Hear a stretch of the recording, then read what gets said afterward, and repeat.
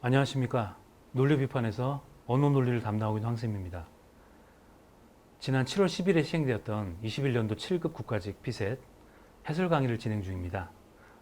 이번에는 언어논리 21번부터 풀도록 하겠습니다. 21번부터 22번은 긴 지문에 두 개의 문제가 붙어있는 세트 문제 유형이죠. 계속 살펴보도록 하겠습니다.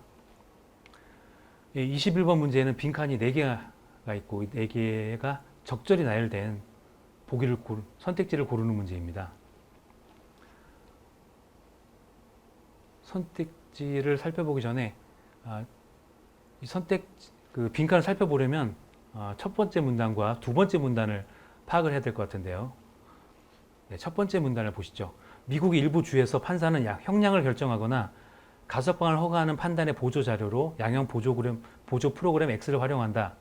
X는 유죄가 선고된 범죄자를 대상으로 그 사람의 재범 확률을 추정하여 그 결과를 최저 위험군을 뜻하는 1에서 최고 위험군을 뜻하는 10까지의 위험지수를 평가한다. 라고 했습니다.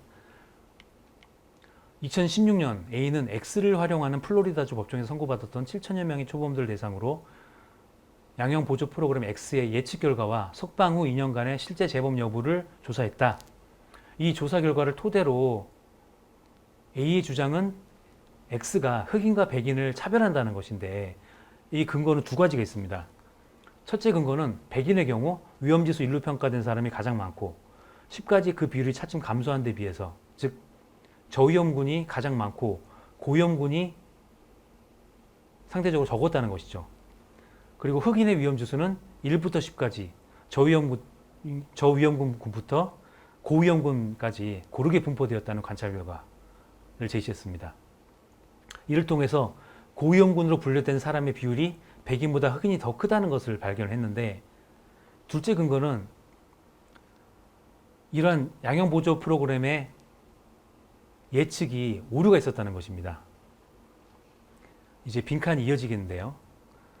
2년 이내 재범을 어떻게 한 사람 중에서 무엇으로 잘못 분류되었던 사람의 비율은 흑인의 경우 45%인 반면 백인은 23%에 불과했다 라고 했어요. 흑인은 앞에 첫째 근거에서 보셨듯이 고위험군으로 대체로 파악이 되었습니다. 그래서 무엇으로 잘못 분류되었다고 했겠죠? 고위험군으로 분류됐겠죠? 그런데 고위험군인데 이것이 잘못 분류되었다라고 평가를 받으려면 재범을 저지르지 않은 사람 중에서 고위험군이 많아야 되겠죠? 네, 그래서 선택지 1, 2번이 현재 정답에 가장 접근해 있는 선지임을 알 수가 있습니다.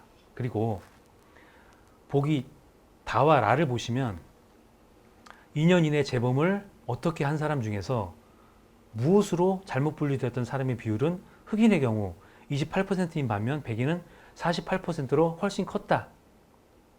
이 경우는 앞서 경우와 반대에 그냥 잡으면 되겠죠. 흑인보다 백인이 더 많았어요. 잘못 분류된 사람이. 무엇으로 잘못 분류되었을까요? 저위험군으로 잘못 분류되었다는 얘기겠죠. 그런데 저위험군으로 잘못 분류되었다는 평가를 하기 위해서는 재범을 저지른 사람 중에서 평가를 해야 되겠죠. 그래서 선택지 1번에서 2년 이내 재범을 저지른 사람 중에서 저위험군으로 잘못 분류됐던 사람의 비율이 백인이 더 높았다라는 내용이 그 문맥상 더 적절합니다. 종합하자면 재범을 저지른 사람이든 그렇지 않은 사람이든 흑인은 편파적으로 고위험군으로 분류된 반면 백인은 편파적으로 저위험군으로 분류됐다는 것이죠. 네, 이처럼 첫 번째 문단과 두 번째 문단을 파악한 결과를 가지고 위글의 가부터 라에 들어갈 빈칸에 들어갈 말을 적절히 나열한 것을 찾았고요. 그리고 이어서 22번을 이어서 풀도록 하겠습니다. 22번은 전체 지문에서 기억 A의 주장, 그리고 니은에서 B의 주장, 그리고 디귿 X의 지속적인 사용은 미국 사회에 인종차별을 고착화한다는 내용을 평가한 것으로 적절한 것을 고르는 문제입니다. 그런데 보기 기억은 기억에 관한 것인데 우리가 두 번째 문단에서 살펴본 내용이죠. 그래서 바로 기억과 연결해서 보기 기억을 살펴보도록 하겠습니다. 앞서 보기 기억은 흑인과 백인을 차별한다고 했었죠. 그래서 재범을 저지른 사람이든 아니든 흑인은 편파적으로 고위험군으로 분류했다는 것입니다. 그리고 백인은 편파적으로 저위험군으로 분류했죠. 그런데 보기 기억은 강력 범죄자 중 위험지수가 10으로 평가된 사람의 비율이 흑인과 백인 사이에 차이가 없다면 기억은 강화되는가? 라는 것인데, 보시면 조사 결과 X를 활용해서 A가 얻은 조사 결과에 따르면 10으로 평가된 사람의 비율, 고위험군으로 평가된 사람이 흑인은 1부터 10까지 고르게 분포되었는데 백인은 저위험군이 많고 고위험군이 가면 갈수록 적었죠. 그런데 보기 기억에서는 강력 범죄자 중에서 위험지수가 10으로 평가된 고위험군이 흑인과 백인 사이에 차이가 없었어요. 이렇다면 그 A가 뽑은 조사 결과랑 서로 다른 내용이죠. 그래서 기억을 강화시키는 내용이 아닙니다. 그래서 적절한 평가로 볼 수가 없겠고요. 다음, 보기 니은을 살펴보기 위해서는 니은을 살펴봐야 되는데 먼저 세 번째 문단을 파악한 뒤에 살펴보도록 하시죠. X를 개발한 B는 A의 주장을 반박한 논문을 발표했다. A가 X를 비판하자 X를 개발한 B가 직접 나서서 반박을 했는데 B는 X의 목적이 재범 가능성에 대한 예측의 정확성을 높이는 것이고 그 정확성에는 인종 간의 차이가 나타나지 않는다고 주장했다. B에 따르면 예측의 정확성을 판단하는 데 있어 중요한 것은 고위험군으로 분류된 사람 중에서 2년 이내 재범을 저지른 사람의 비율과 저위험군으로 분류된 사람 중에서 2년 이내 재범을 저지르지 않은 사람의 비율이다. 즉 고위험군은 재범을 저질렀는지 저위험군인데 재범을 저지르지 않았는지가 중요하다는 것이죠. 근데 B는 전자의 비율은 백인과 흑인이 59%대 63%로 큰 유의미한 차이가 없었고 후자의 비율 역시 백인 71%, 흑인 65%로 유의미한 차이를 보지 않았다고 했습니다. 또 B는 X에 의해서 고위험군 혹은 저위험군으로 분류되기 이전의 흑인과 백인의 재범률, 즉 흑인의 기저재범률과 백인의 기저재범률 간에는 이미 상당한 차이가 있었으며 이런 애초의 차이가 A가 언급한 예측의 오류 차이를 만들어냈다고 설명한다 라고 하는 것인데 이것은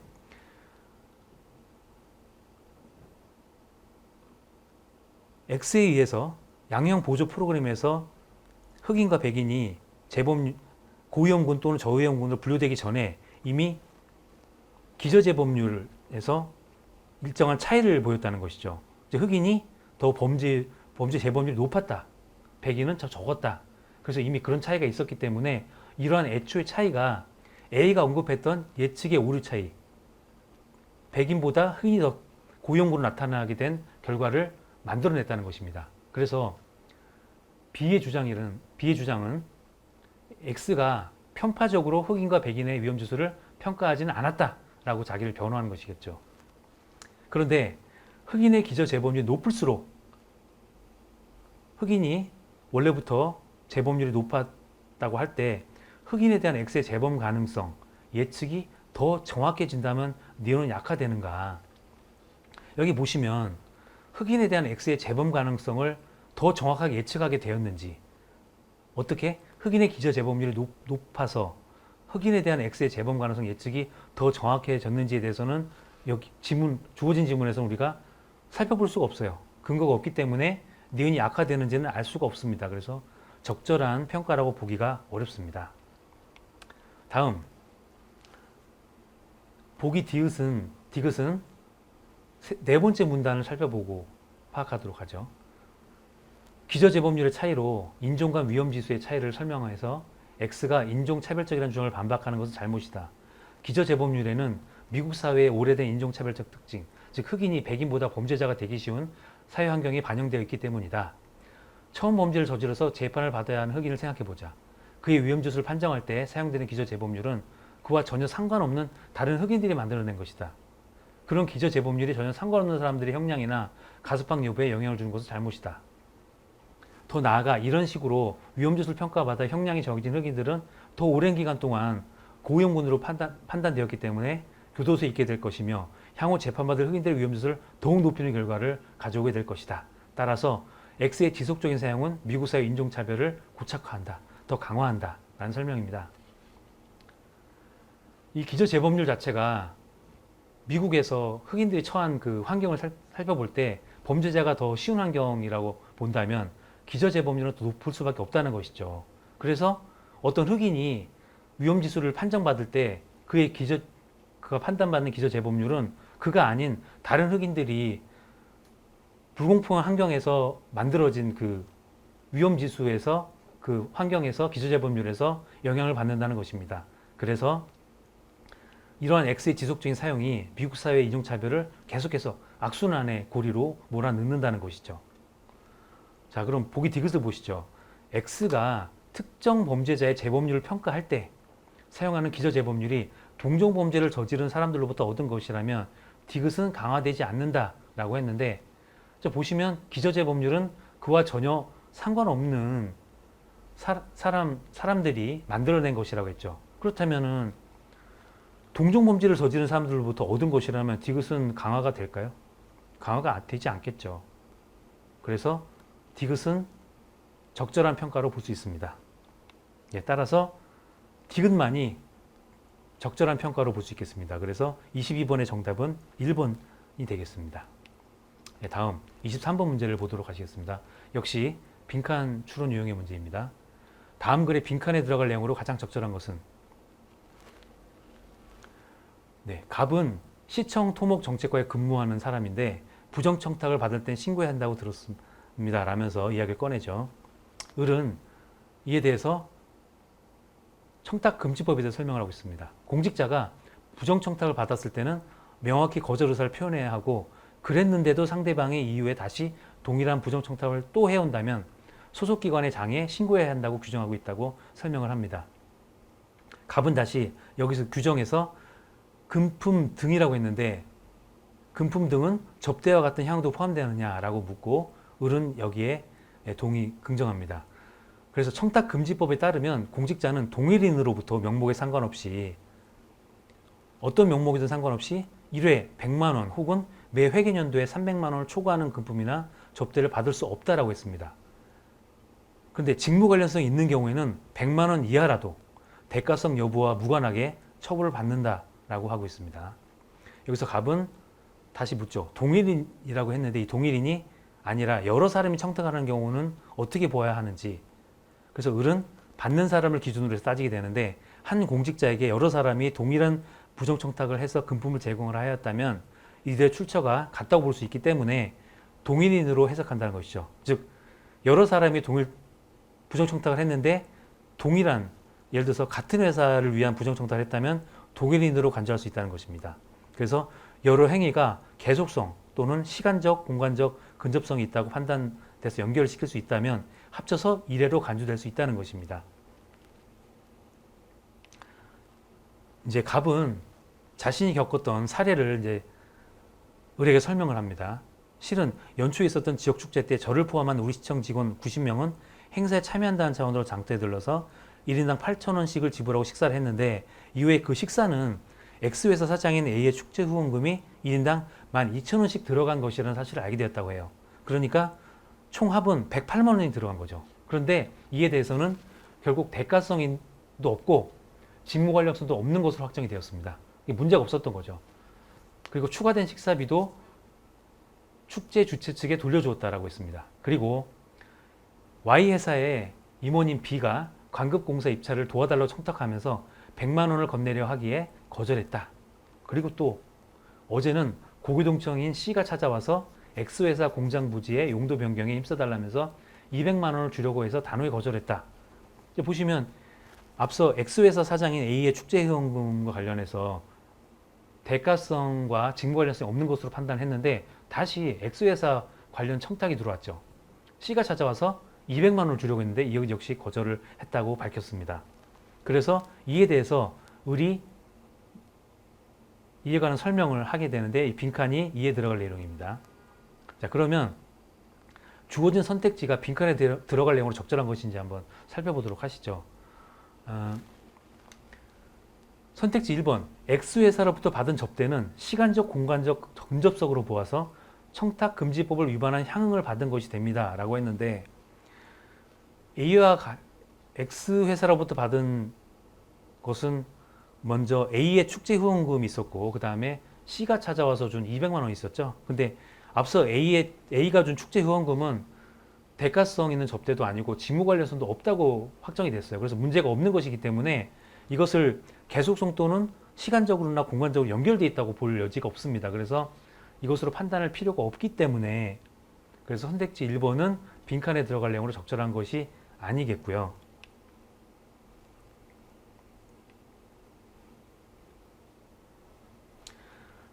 다음, 이와 관련돼서 선택지 2번이 아니라 3번부터 살펴보시도록 하시죠. 청탁금지법상 A와 C는 동일인으로서 부정청탁을 한 것이 됩니다 라고 했는데, 앞서 A가 대가성도 직무 관련성도 없다고 했기 때문에 A와 C는 동일인으로서 연결되지 않죠. 그래서 선택지 3번도 적절하지 않은 내용입니다. 다음, 선택지 5번을 먼저 보시죠. 현재는 청탁금지법상 C의 청탁을 신고할 의무가 생기지 않지만 C가 같은 청탁을 다시 한다면 신고해야 합니다 라고 했는데, 우리가 앞서서 공직자가 부정청탁을 받았어요. 왜냐하면 직무 관련성 있는 경우에 100만 원 이하라도 처벌받는다고 했죠. 그러니까 부정청탁인 것은 명확합니다. 그런데 이때 명확히 거절을 표현했어요. 그랬는데도 상대방이 다시 동일한 부정청탁을 한다면 소속기관의 장에게 신고를 해야 되겠죠. 그런데 이번에는 C가 한 번밖에 청탁을 안 했죠. 그래서 아직은 C가 소속기관의 장에 신고해야 될 필요는 없다라고 할 수 있습니다. 그래서 선택지 5번은 적절한, 빈칸에 들어갈 적절한 내용이 되겠죠. 그래서 5번이 정답이 되겠고요.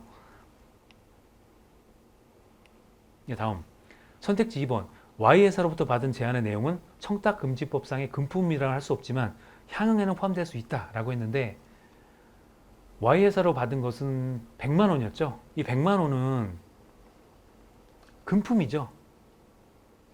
향응은 접대와 같은 것이라고 했죠. 그러니까 금품인데 향응은 아닙니다. 그래서 선택지 2번도 적절한 내용이 아닌 것을 알 수가 있고요.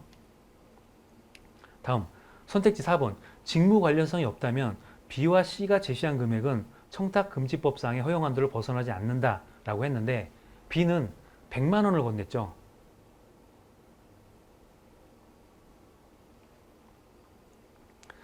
근데 직무 관련성이 없다고 했어요. 직무 관련성이 없다면 100만 원까지는 받을 수가 있어요. 그래서 청탁금지법상의 허용 한도를 벗어나지 않습니다. 하지만 C에서는 200만 원으로 100만 원을 넘었죠. 그래서 허용 한도를 벗어납니다. 그렇기 때문에 선택지 4번은 빈칸에 들어갈 내용으로 적절하지 않은 것이 되겠습니다. 네, 그래서 앞서 살펴본 것처럼 23번의 정답은 5번이 되겠습니다. 다음 24번 문제를 풀도록 하시죠. 24번, 다음 글의 기억의 내용으로 가장 적절한 것은 A시에 거주하면서, 이건 좀 내용을 좀 살펴보기 전에 24번과 25번은 그 7급 모의 문제와 모의평가에서 계속 나왔던 문제들이죠. 특히 25번 문제는요. 그래서 새로운 유형으로서 이제 관심의 대상인데, 이번에도 그 예외 없이 계속 동일한 출제가 됐는데, 이전보다는 난이도가 다소 낮아진 것을 알 수가 있습니다. 그래서 실제적으로 그 예전에 경험을 갖고 푼 여러분 수험생들 경우에는 그렇게까지 어려움을 느끼지 않았을 것이라고 봅니다. 그래서 이번 문제도 그렇게 힘들지 않게 풀었을 것으로 보이고요. 그래서 난이도가 높지 않았던 것으로 이렇게 보았습니다. 자, 그러면 24번의 지문을 한번 보시죠. 이것은 이제 조례나 어떤 그 규정의 개정에 관련된 문제였잖아요. 보시면 기억의 조례 제9조를 개정했다고 하고, 이 기억의 내용으로 가장 적절한 것은 적절하게 개정한 내용을 찾는 것이죠. 그래서 이 사례를 보시고 그 다음에 주어진 조례의 내용을 보시도록 하겠습니다. A시에 거주하면서 세 자녀를 기르는 갑은 육아를 위해서 키즈카페인 B카페에 자주 방문한다. B카페는 언제나 50여 구획의 주차장이 꽉 찰 정도로 성업 중인데, 갑은 전기차를 구매했기 때문에 빅카페에서 전기차 충전 시설이 있기를 바라는 상황이에요. 그런데 불편함이 충전 시설이 없기 때문에 이런 불편함을 호소하면서 빅카페에 전기차 충전 시설 설치를 요청했는데 빅카페는 설치는 하고 싶지만 비용이 문제라서 환경 친화적 자동차의 보급 및 이용 활성화를 위한 조례에 따른 지원금이라 받지 않는다면 설치하기 어렵다라고 한다는 것입니다. 그런데 아래 조례를 보면 빅카페는 여기 해당이 되지 않아요. 그래서 지원금을 받을 수가 없는 겁니다.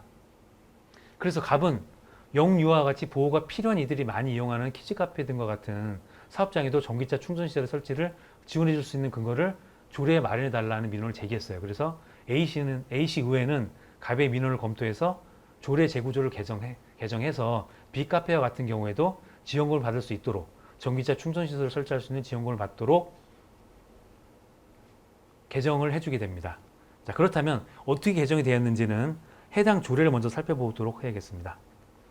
해당 조례를 보시면 제1항에서 주차 단위 구획 100개 이상을 갖춘 다음 각고의 시설은 전기 자동차 중 충전시설을 설치해야 된다라고 했죠. 그래서 빅카페는 일단 50여 구획의 주차장이 찰 정도로 성업 중이라고 했기 때문에 일단 제1항에서 해당 사항이 일단 없는 것을 알 수가 있어요. 그리고 제2항은 제1항의 설치 대상에 한해서 설치 비용의 반액을 지원한다기 때문에 역시 해당 사항이 없죠. 그리고 제3항에서 제1항의 설치 대상에 해당되지 않는 사업장에 대해서도 전기자동차 충전시설의 설치를 공고할 수 있다고 했기 때문에 지원 내용은 없죠. 그래서 역시 이것을 기존의 조례로는 빅카페가 전기차 충전시설 설치를 위한 지원금을 받을 수 없음을 알 수가 있습니다. 그렇다면 빅카페가 지원금을 받을 수 있도록 개정을 하려면 어떻게 해야 될까요? 그럼 선택지를 먼저 살펴보실 텐데 제1항 제3호에서 무엇을 신설한다고 했는데 이 3항은 설치를 권고한다라고 했죠.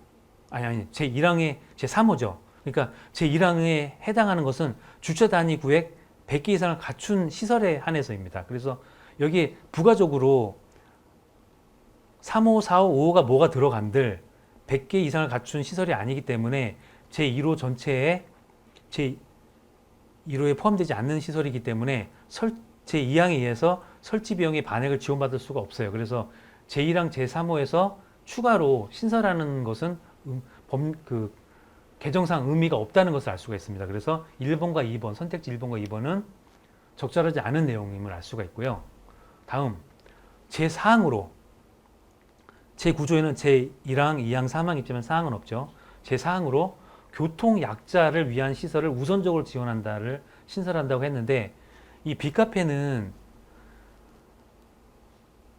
교통약자를 위한 시설이라고 할 수 있을까요?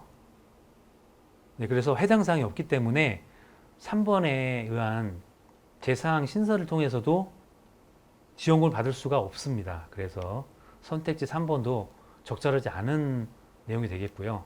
선택지 4번 제4항으로 시장은 제3의 공고를 받아들이는 사업장에 대해서 설치 비용의 60%를 지원해야 한다를 신설한다고 했는데 제3의 공고를 받아들일 수 있는 시설에 대해서는 60%를 지원한다 라고 한다면 빅카페는 제1항에 해당되지 않았지만 공고를 받아서 60%를 지원받을 수 있는 기회가 열리는 것이죠. 그래서 적절한 내용이 됩니다.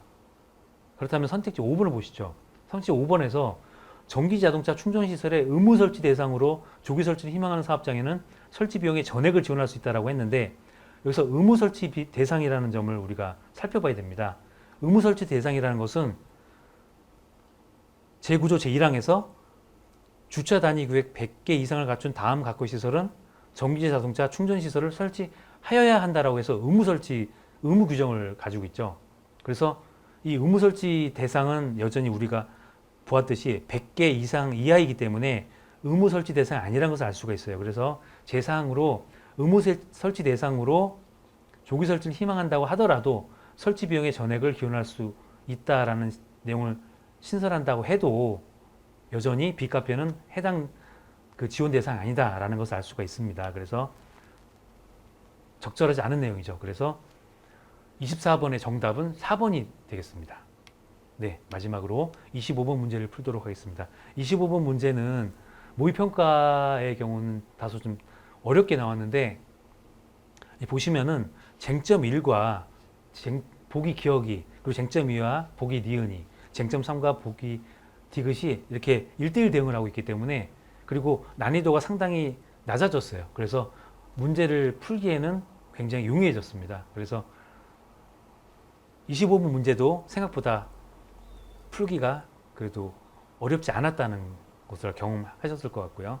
어쨌든 25문제를 살펴보도록 하겠습니다. 25번, 갑과 을은 위원회 운영에 관한 규정 제8조에 대한 해석을 놓고 논쟁하고 있는데, 이 조문은 다음과 같습니다. 위원장은 위촉들 사이에서 투표로 선출하는데 위원장과 위원은 각각 한 차례만 연임할 수가 있어요. 그런데 위원장의 사임으로 보선된, 보궐선거에서 선출된 위원장의 임기는 전임 위원장 임기의 잔여 기간으로 한다, 남은 기간으로 한다는 것이죠. 위원장이 사임으로 1년 남은 위원장이 사임을 했다면 보선된 위원장의 임기는 1년밖에 안 된다는 것이죠. 그러면 쟁점 1을 한번 살펴보도록 하시죠. 쟁점 1에서는 A는 위원을 한 차례 연임하던 중 임기의 마지막 해에 위원장으로 선출돼서 2년에 걸쳐 위원장으로 활동하고 있습니다. 위원을 한 차례 연임했어요. 그러니까 위원을 더 이상 연임할 수가 없죠. 그런데 그 임기의 마지막 해에 위원장으로 선출이 돼서 다시 그 잔여 임기를 소화하고 2년에 걸쳐서 위원장으로 활동하고 있습니다. 그렇다면 이에 대해서 A가 규정을 어기고 있다고 주장하지만 을은 그렇지 않다고 주장하고 있어요. 그럼 이것을 어떻게 볼 것인가? 쟁점 1과 관련해서 갑은 위원으로서의 임기가 종료되면 위원장으로 자격도 없는 것으로 생각하지만, 즉 임기의 마지막 해에 위원 임기의 마지막 해이기 때문에 2년에 걸쳐서 위원장을 활동하고 있다면 위원으로서의 임기는 이미 지난 것이죠. 그래서 임기가 종료가 되면 위원장으로서 자격이 없다라고 갑은 생각하고 있지만, 을은 위원장이 되면은 임기는 연임 제한이 풀린다, 새롭게 선정된다라고 생각하기 때문에 갑과 을 사이의 주장이 불일치를 설명할 수 있다라고 본 것입니다.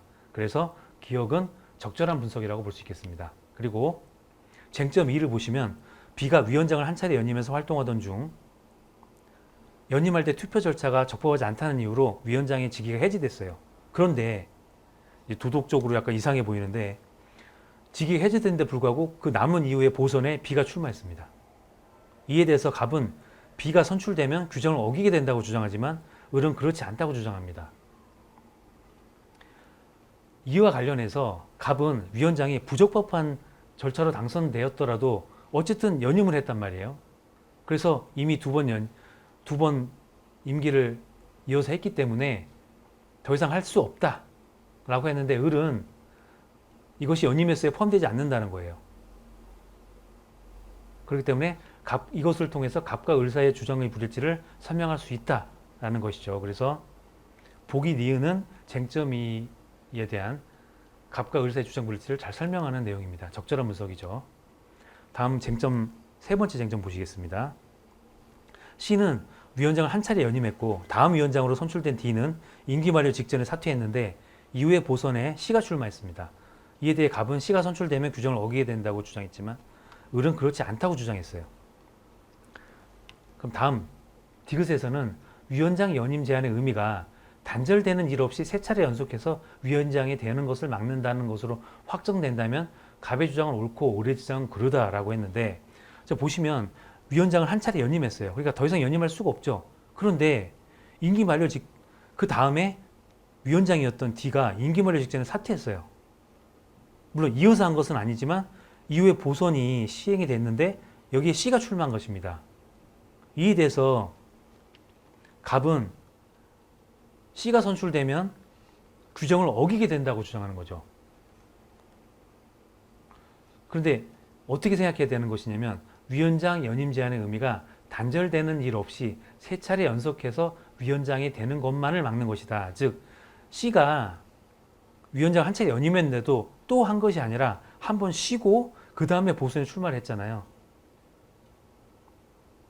그것을 옳다고, 그것을 막는, 이것을 정당하다고 봤기 때문에 을의 주장은 맞겠다는 것이죠. 맞는다는 것이죠. 하지만 갑은 기계적으로 어쨌든 연임하고 또 한 것이 아니냐. 그렇기 때문에 갑의 주장은 틀리다는 것입니다. 그래서 갑의 주장은 그르고 을의 주장은 옳은 것입니다. 그래서 보기 디귿은 적절하지 않은 분석이라고 볼 수 있겠습니다.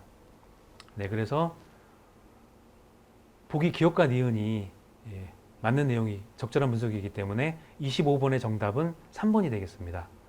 네, 이것으로 이번 7월 10일에 시행되었던 국가직 7급 피셋의 25문제 전체에 대한 그 풀이를 마쳤는데요. 짧은 기간에 준비됐기 때문에 다소 그 미흡한 점도 있겠습니다만 이후에 그 문제점이나 미흡한 점은 저희가 그 시간이 되는 대로 보완을 해서 나중에 더 유익한 콘텐츠로 그 여러분과 만나도록 하겠습니다. 예, 이때까지 들어주셔서 감사합니다.